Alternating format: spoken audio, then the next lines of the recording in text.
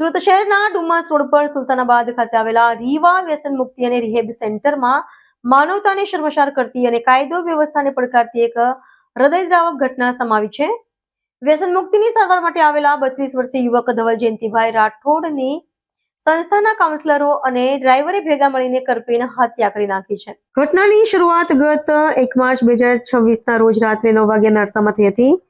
ધવલ રાઠોડને વ્યસન મુક્તિની સારવાર માટે 28 ફેબ્રુઆરીએ જ ડુમસના સુલતાનાબાદ સ્થિત રીવા વ્યસન મુક્તિ અને રિહેબ સેન્ટરમાં સારવાર માટે દાખલ કરવામાં આવ્યા હતા. રવિવારની રાત્રે સંસ્થાના કાઉન્સલર જિગ્નેશ ભાસ્કરભાઈ દેસાઈ ધવલ પાસે ગયા હતા અને તેમને સારવારની ગોળીઓ લેવા જણાવ્યું હતું. ધવલે આ ગોળીઓ લેવાની ના પાડતા જ જિગ્નેશ એકાએક ઉશ્કેરાઈ ગયો હતો. તેને કોઈ પણ જાતની સમજાવટ વગર ધવલને જોરદાર તમાચો મારી દીધો હતો. આ વાતને લઈને ધવલ અને જિગ્નેશ વચ્ચે ઝપાઝપી શરૂ થઈ હતી. જ્યારે ધવલે પોતાનો બચાવ કરવા બૂમાબૂમ કરી ત્યારે નીચેના માળેથી સંસ્થાના અન્ય કાઉન્સલરો રોહન, શૈલેષ અને સંસ્થાની ગાડીનો ડ્રાઈવર દિલીપ ઉપર દોડી આવ્યા હતા. આ ચારેય જણાએ ધવલ સાથે ગાળાગાળી શરૂ કરી હતી. આરોપી રોહને તો ધવલની આંખમાં આંખ પરોવી ધમકી આપી હતી કે તારા જેવા ઘણાને મેં સીધા કરી દીધા છે, તારી અમારી સામે થવાની હિંમત કેમ થઈ? આજે તો તને છોડવાનો નથી, તને મારી જ નાખવાનો છે. આરોપીઓએ ક્રૂરતાની તમામ હદો વટાવી દીધી હતી. ડ્રાઈવર દિલીપ નીચે જઈ લાકડી લઈ આવ્યો હતો. ત્યારબાદ રોહન, શૈલેષ અને દિલીપે ધવલને પલંગ ઉપર ઊંધો સુવડાવી દીધો હતો. ત્રણેય શખ્સોએ ધવલના હાથ અને પગ એટલી મજબૂતીથી પકડી રાખ્યા હતા કે ધવલ સહેજ પણ હલી શકે તેમ ન હતો. જિગ્નેશ દેસાઈએ દિલીપ પાસેથી લાકડી લઈ ધવલ પર અત્યાચાર શરૂ કર્યો હતો. લાકડીના એક પછી એક ફટકા ધવલના શરીર પર પડવા લાગ્યા હતા. ધવલ આજીજી કરી રહ્યો હતો. મારી ભૂલ થઈ ગઈ છે, મને માફ કરી દો, હવે હું ગોળીઓ લઈ લઈશ. પરંતુ જિગ્નેશના માથે ખૂન સવાર હતું. તેને ગર્જના કરતા કહ્યું, તું મને ઓળખતો નથી, મારી સામે બોલવાની હિંમત કેમ કરી? જિગ્નેશે ધવલને માથાના ભાગે, કમર અને શરીરના અન્ય નાજુક ભાગો પર લાકડીના જીવલેણ ફટકા માર્યા હતા. માત્ર લાકડીથી મન ન ભરાતા અન્ય આરોપીઓએ પણ પોતાના હાથ સાફ કર્યા હતા. જેમાં ડ્રાઈવર દિલીપે પલંગ પર બંધાયેલા ધવલના ગળાના ભાગે 4 થી 5 જોરદાર મુક્કા માર્યા હતા, જેના કારણે ધવલનો શ્વાસ રૂંધાયો હતો. શૈલેષે તેને ધવલના ગાલ અને કાનના ભાગે 4 થી 5 જોરદાર ઝાપટા ઝીકી દીધા હતા. રોહન તેને ધવલની છાતી અને પેટના ભાગે ખુલ્લા હાથના પંજા વડે નિર્દયતાથી હુમલો કર્યો હતો. ચારેય જણાએ ભેગા મળી ધવલને લોહી લુહાણ અને અધમુઓ કરી નાખ્યો હતો. સતત માર અને ત્રાસને કારણે ધવલ રાઠોડ બેભાન થઈ ગયો હતો. જ્યારે આરોપીઓને લાગ્યું કે ધવલ હલનચલન નથી કરતો, ત્યારે તેમણે 108 એમ્બ્યુલન્સને બોલાવી તેને સારવાર માટે નવી સિવિલ હોસ્પિટલ મોકલી આપ્યો હતો.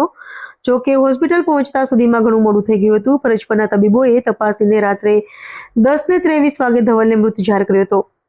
એક પોલીસ અધિકારીના ભાઈનું આ રીતે કરપીને મોત થતા પોલીસ બેડામાં પણ ભારે રોષ જોવા મળી રહ્યો છે. મૃતક ધવલના ભાઈ રાજકોટમાં પીઆઈ છે. ડુમસ પોલીસે આ મામલે ફરિયાદના આધારે આરોપી જિગ્નેશ ભાસ્કરભાઈ દેસાઈ, રોહન, શૈલેષ અને દિલીપ વિરુદ્ધ ભારતીય ન્યાય સંહિતાની કલમ હેઠળ હત્યાનો ગુનો નોંધ્યો છે. પોલીસે જણાવ્યું હતું કે આ ચારેય આરોપીઓએ ભેગા મળીને પૂર્વાયોજિત કાવતરું રચી ધવલને ગંભીર ઇજાઓ પહોંચાડી તેનું મોત નિપજાવ્યું છે. તમામની ધરપકડ કરવામાં આવી છે. ડુમસ પોલીસ સ્ટેશન વિસ્તારમાં આવેલ પરિવર્તન ટ્રસ્ટ દ્વારા સંચાલિત રીવા રિહેબ સેન્ટરની અંદર તારીખ 1ના રોજ રાતના સમયે ધવલ રાઠોડ નામનો જે પેશન્ટ એડમિટ કરેલ હતો તેનું શંકાસ્પદ સંજોગોમાં મૃત્યુ થયેલ. સિવિલ હોસ્પિટલમાં તેને 108 દ્વારા લઈ જવાતા મૃત જાહેર કરેલ હતો. તે સંબંધે ગત રોજ મરણ જનાર પેશન્ટના જે ફેમિલી છે તેમના દ્વારા ફરિયાદ આપવામાં આવેલ છે અને પોલીસ દ્વારા જે પણ તપાસ આ મુદ્દે કરવામાં આવેલ હતી તેના આધારે ગતરોજ જે ફરિયાદ દાખલ કરવામાં આવેલ છે તેમાં વિગત એવી છે કે સદર પેશન્ટને જે છે એને રિહેબ સેન્ટરમાં તેના પરિવાર દ્વારા ભરતી કરવામાં આવેલ હતો તારીખ 28ના રોજ. તારીખ 1ના રોજ રાતના લગભગ 9 વાગ્યા પછીના સમયે તેને તકલીફ પડતા એવું જે પ્રાથમિક રિહેબ સેન્ટર દ્વારા તેને 108માં બોલાવીને સિવિલ હોસ્પિટલ ખાતે લઈ જવામાં આવેલ હતો, જ્યાં તેને મૃત જાહેર કરવામાં આવેલ હતો.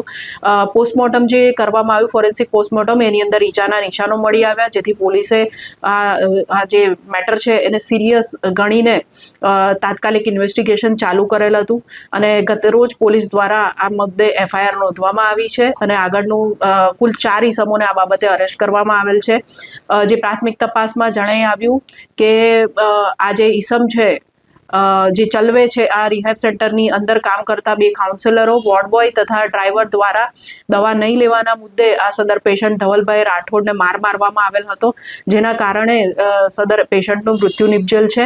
જેથી પોલીસ દ્વારા અત્યારે કાયદેસરની વધુ કાર્યવાહી તપાસ આગળ ધરવામાં આવેલ છે. આમાં જોઈએ તો જિગ્નેશ દેસાઈ, રોહન સંઘાણી, શૈલેષ વાઘેલા અને દિલીપ જોશી, જે 4 કાઉન્સેલર, વોર્ડ બોય તથા ડ્રાઈવર તરીકે રીવા રિહેબ સેન્ટરમાં ફરજ બજાવે છે, તેઓ દ્વારા પેશન્ટને મારવામાં આવેલ હતો.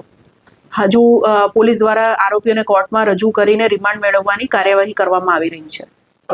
મેડમ, જે મળનાર છે ધવલ રાઠોડ, એ ક્યાંનો છે અને કેટલા વખતે આ સેન્ટરમાં? મરણ જનાર ધવલ રાઠોડ છે એ મૂળ બનાસકાંઠાનો થરાદનો વતની છે અને તે માત્ર એક જ દિવસ માટે અહીં ભરતી હતો. તારીખ 28ના રોજ સાંજના 6 વાગે તેના પરિવારજનો, જે તેનો ભાઈ છે, જે નજીકમાં અહીંયા સુરત જિલ્લામાં રહે છે, તેમના દ્વારા એમને અહીંયા ભરતી કરવામાં આવેલ હતા અને 1લી તારીખે તેનું મૃત્યુ નિપજેલ છે.